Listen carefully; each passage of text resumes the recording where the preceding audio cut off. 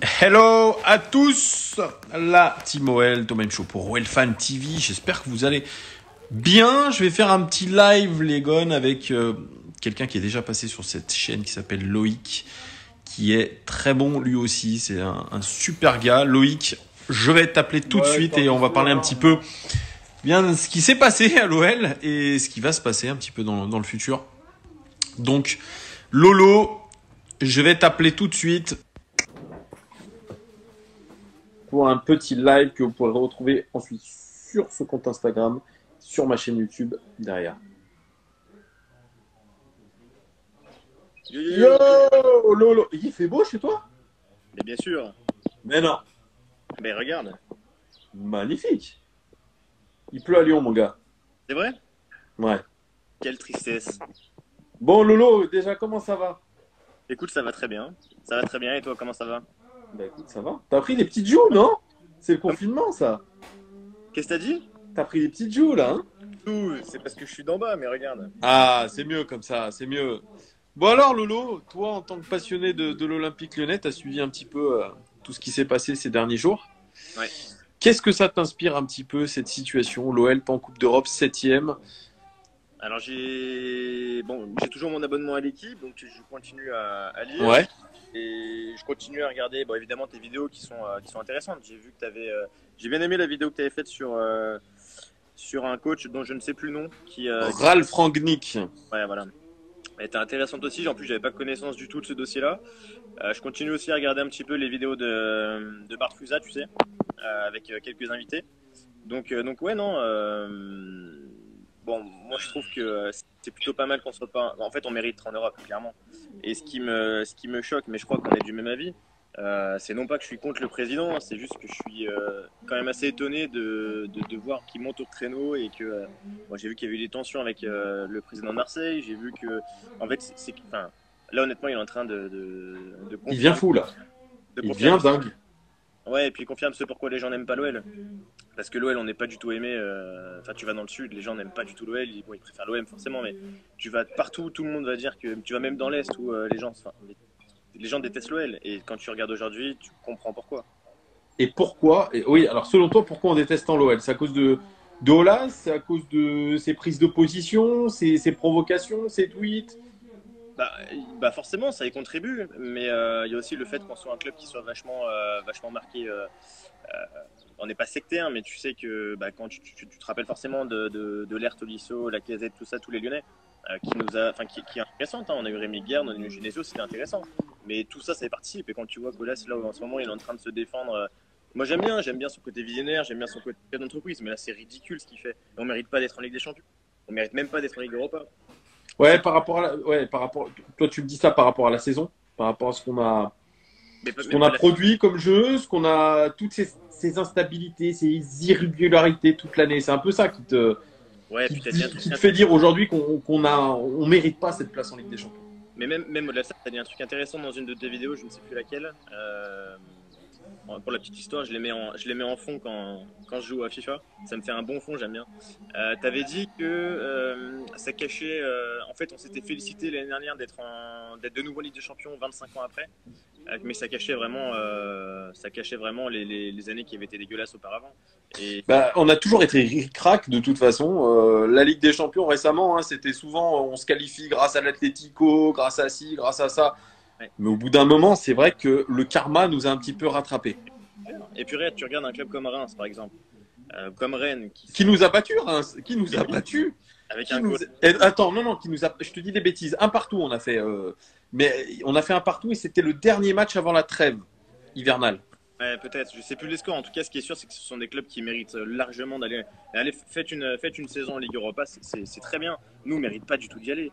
On mérite pas. Et quand tu vois que, enfin, j'en avais parlé avec un pote qui est pour Saint-Etienne, tu vois. Et il m'avait dit laquelle des options tu trouves la plus juste. Et, on en avait parlé. Moi, je trouvais que celle avec le ratio, c'était la plus loyale. Même si il y en a qui ont joué deux fois le PSG, etc., etc. Mais c'est la plus loyale.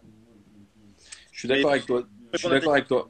j'ai pas répondu à ta question. Enfin, cette année, il y a eu des erreurs et tu le sais très bien, on en avait déjà parlé. Encore une fois, tu vires Genesio pour tu reprends Juninho pour faire plaisir aux supporters. Déjà, à partir du moment où tu coaches ton club, enfin, où tu gères ton club comme ça, pour l'affect avec les supporters, putain, mais moi j'en ai rien à foutre. Si demain on me dit, bah écoute, tu prends un coach que t'aimes pas ou tu prends des joueurs que t'aimes pas, mais tant que ça fait vivre le club, enfin, tu vois. Et au final, on paye tout ça, on paye toutes nos décisions stratégiques qui sont dégueulasses. Mais c'est tant mieux qu'on soit pas. Parce que si on est toujours en Ligue Europa ou en Ligue des Ouais, Champions, mais je suis d'accord avec toi, mais est-ce que ça va faire que le club, et notamment Jean-Michel Aulas, se remette en question complètement? Et c'est-à-dire partir sur autre chose, carrément autre chose, non, non, non. ce qui avait été plutôt engagé avec Silvino, mais j'ai peur que ça ne soit pas ça. Mais ça sera pas ça. Tu le sais très bien, Tom. Enfin, Ça va toujours rester sur cette même continuité de bah voilà, on a placé Juninho, et puis il y a Gérard Houllier qui va conseiller, et puis on met Bruno Chéroux au recrutement à la place de Maurice, et on garde Garcia, et blablabla, et on aura toujours ces mêmes tanches. C'est clair. C'est clair. Non, mais de toute façon, on a la même vision sur l'OL, plus ou moins. Donc, bon, sauf sur Genesio, il y avait eu un grand débat, mais pour le coup, moi, je suis d'accord avec toi. On sait très bien. Depuis qu'on aime l'OL, c'est juste qu'à un moment donné, on avait de la chance. Il y avait déjà d'une moins de concurrence, et puis de deux, on avait, bon, même si j'étais un peu plus jeune, on avait les bons joueurs, on était dans une belle forme. Bon, on a investi dans le stade, qui était plutôt super intéressant, mais dans tous les cas, le projet sportif, ça passe après. Et c'est pas grave, hein, c'est juste qu'il faut l'admettre et il faut accepter que son club il soit pas. Et est-ce que ce projet d'OL City, finalement, c'est pas pour se dire, bah, il y a tellement d'instabilité, tu vois, même aujourd'hui, les éléments et une pandémie peuvent aujourd'hui, eh bien, te faire te retrouver bah, sans Europe l'année prochaine. Donc, il faut trouver un modèle alternatif. C'est ça. Et ce modèle OL City, ça permet de générer des revenus sans être européen. Finalement, Aulas, il était un petit peu en train de nous préparer à tout ça.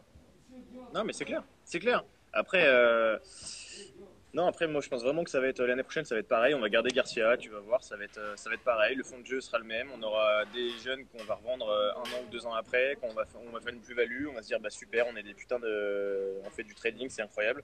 Mais le fond de jeu, ouais, moi j'y crois pas. De toute façon, tant que Jean-Michel Aulas, bien qu'il soit génial, hein, mais, euh, mais là, le fond de jeu, depuis que je suis vraiment l'OL, depuis, on va dire, allez, on va dire la fin des champions ouais, on va dire 2008-2009, on va dire, où vraiment j'étais à fond dedans.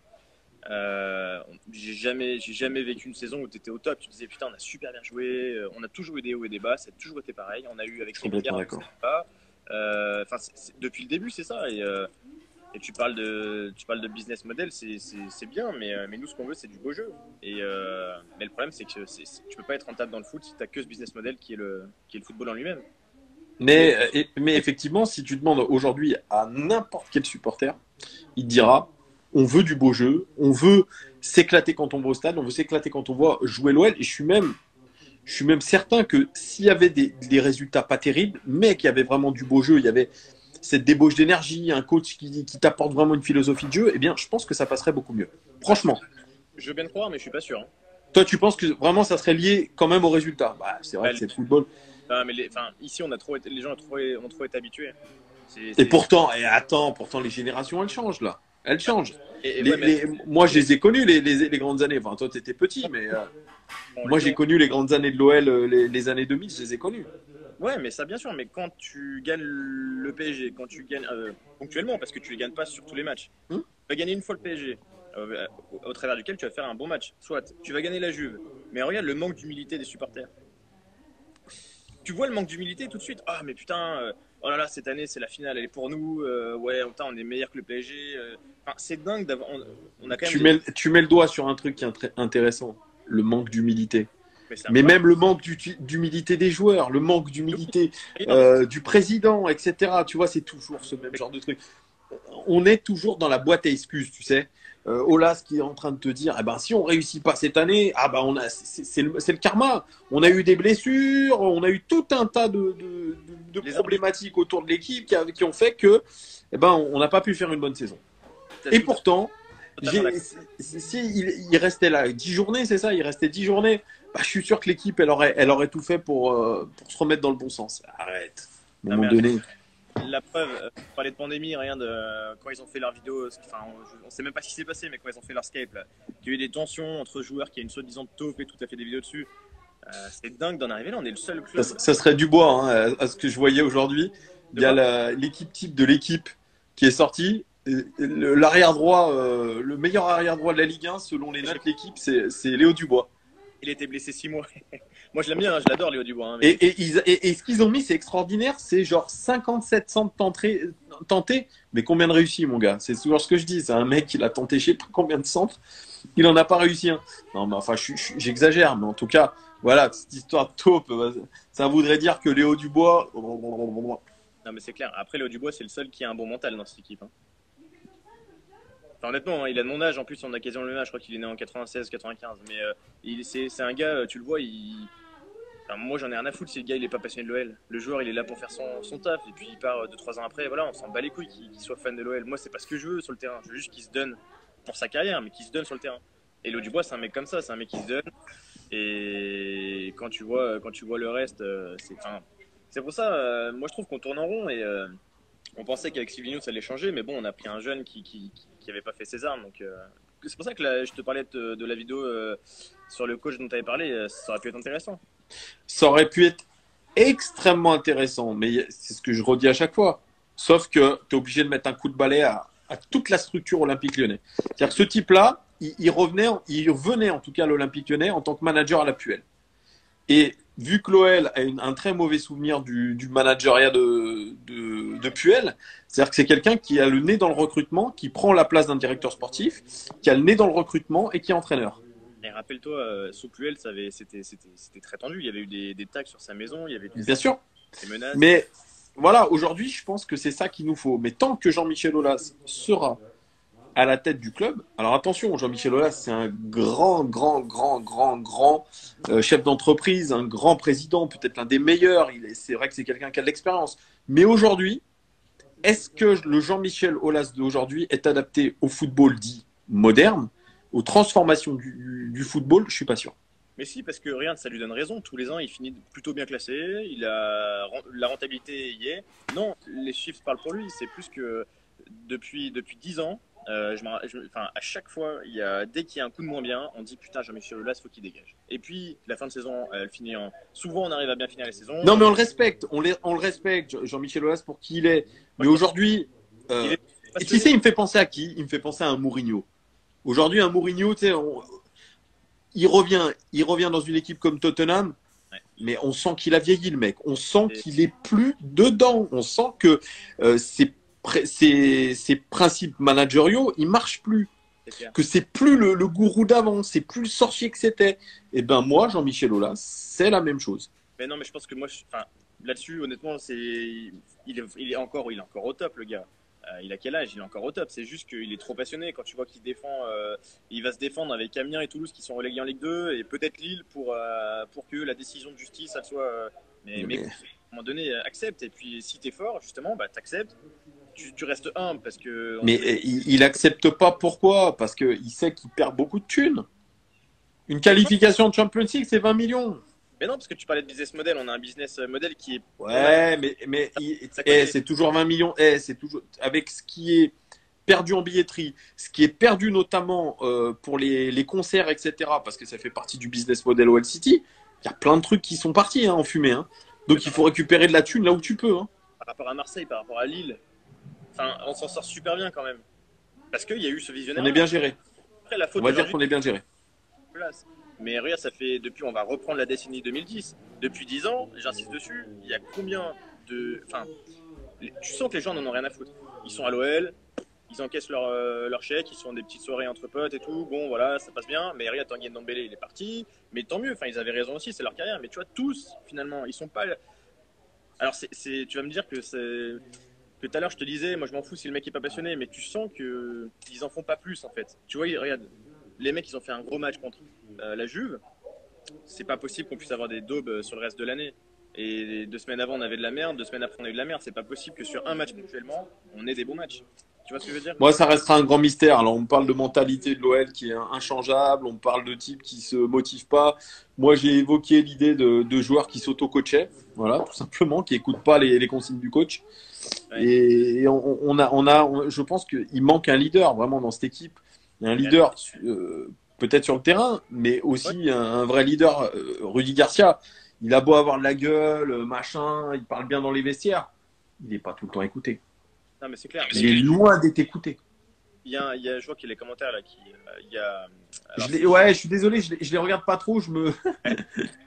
un truc intéressant, c'est à l'époque, moi aussi, Favre, je trouvais que c'était pareil. Alors, tout le monde parle de Favre, moi.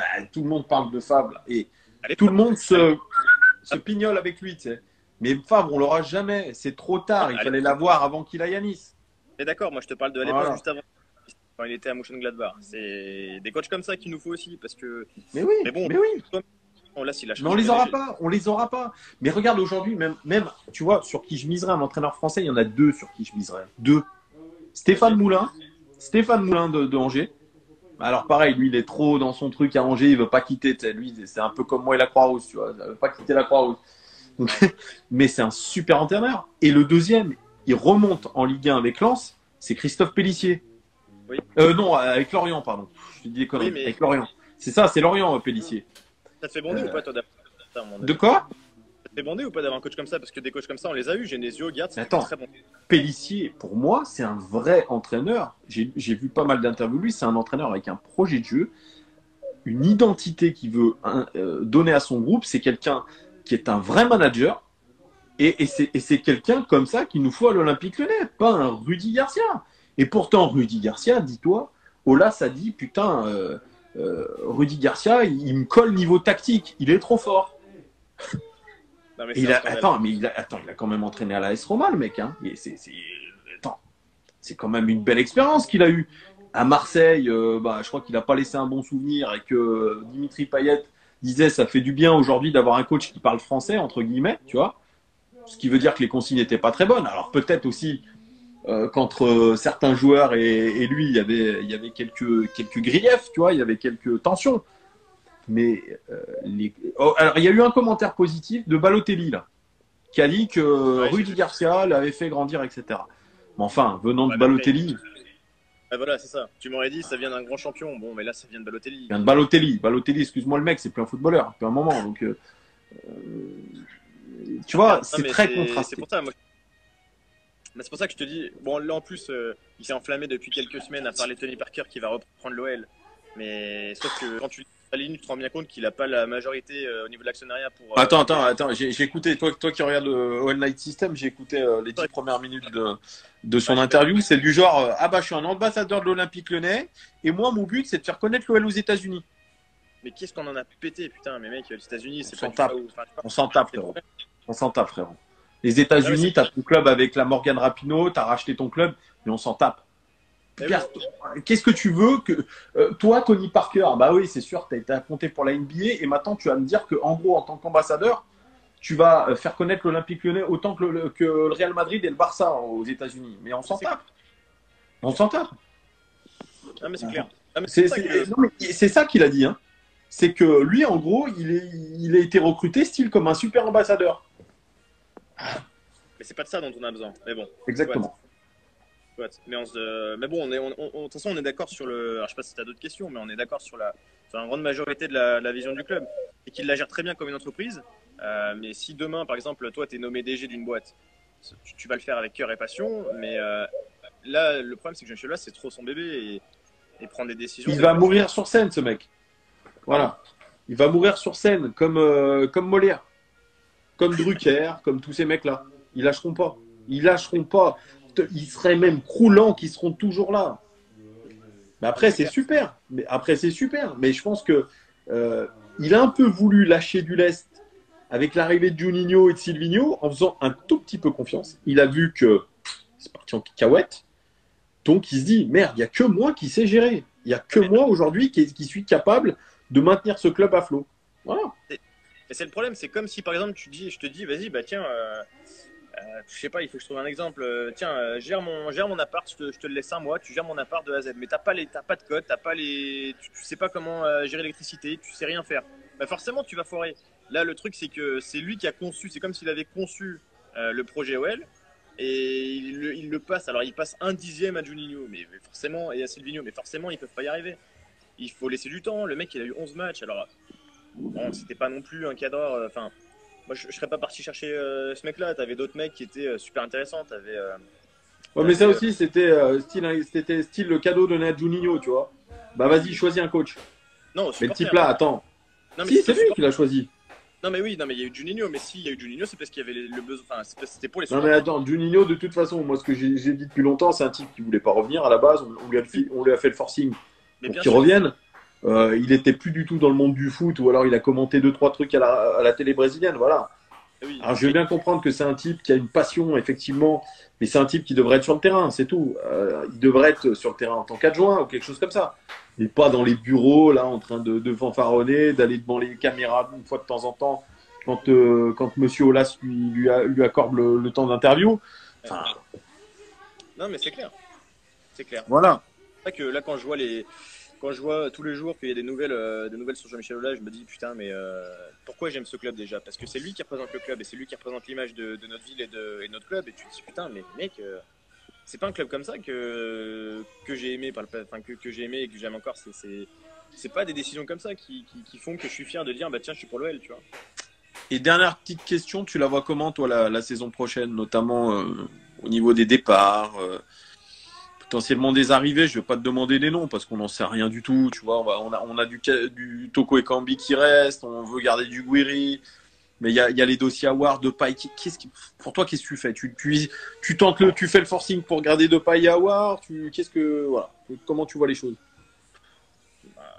Honnêtement, là-dessus, je sais même pas comment ça va reprendre au niveau économique parce que c'est possible qu'il y ait très très peu de transferts, que finalement ça reparte aussi. Enfin, on sait pas comment Et ça se on parle de 30 millions pour Depay. Hein. c'est pas beaucoup. C'est peanuts, mon gars.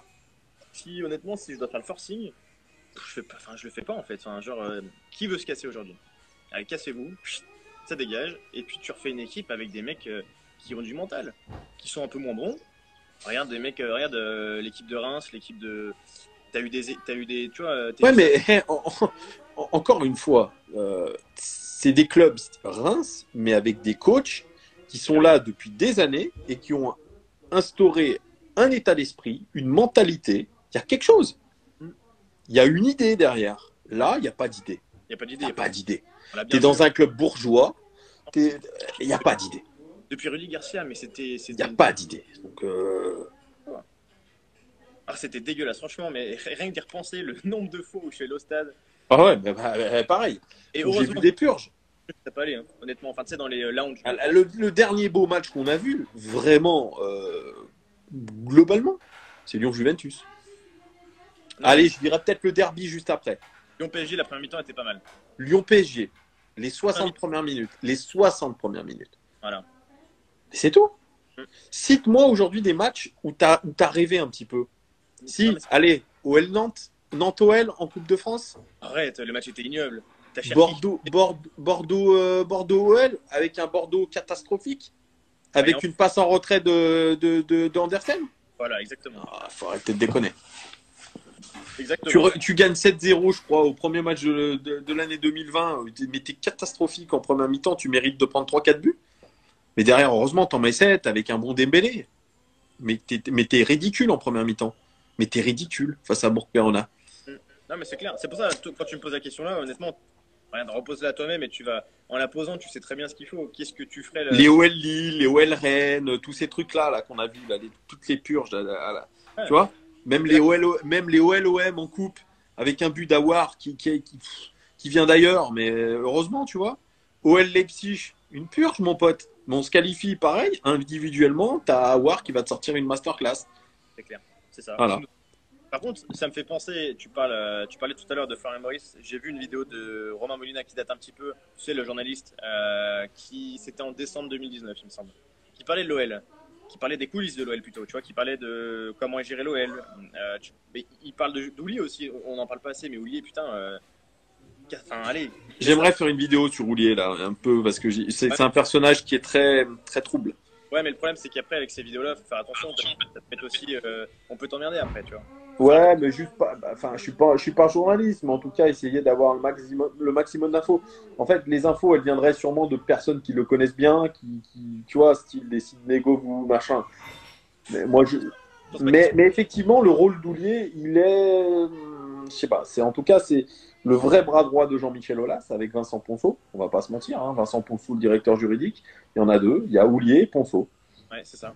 Alors Et Ponceau, c'est quelqu'un de discret, etc. Oulier, tu me diras aussi. Mais voilà, aujourd'hui, les deux seuls, les décideurs de l'Olympique Lyonnais, c'est eux. C'est même pas Juninho, hein. Faut mais pas non, se mentir. mais depuis le début, c'est une secte à l'OL. C'est ça qui fout la C'est mort. une secte, exactement. Par contre, pourquoi pas faire une vidéo là, tu demandes un petit peu à des gars. Tiens, ça va être la citation de ma vidéo. L'OL, c'est une secte. Tu sais quoi? Je te le donne. Je te le L'OL, donne. c'est une secte. Et essaie de demander à des gars comme Romain Molina, des mecs comme ça, un peu. Ouais, mais c'est Des compliqué. mecs tu fais un live avec eux qui connaissent un petit peu, on va dire, le monde du foot et l'OL en particulier. Et tu leur. Justement, eux, ça leur permettra de faire du bad buzz et d'être référencés. Et puis toi aussi, ça te permettra de faire des vues. Faudrait, mais j'ai du mal. Même en les contactant, c'est compliqué. Pourquoi? Bah, ils répondent pas. Bah, tu connais Théoura de Colanta, ça te fera. T'inquiète. Bon, bah, merci, mon Lolo. Ça m'a fait plaisir, en tout cas, de te voir. Je t'en prie. Toujours fidèle. Merci. Continue. T'as été très bon.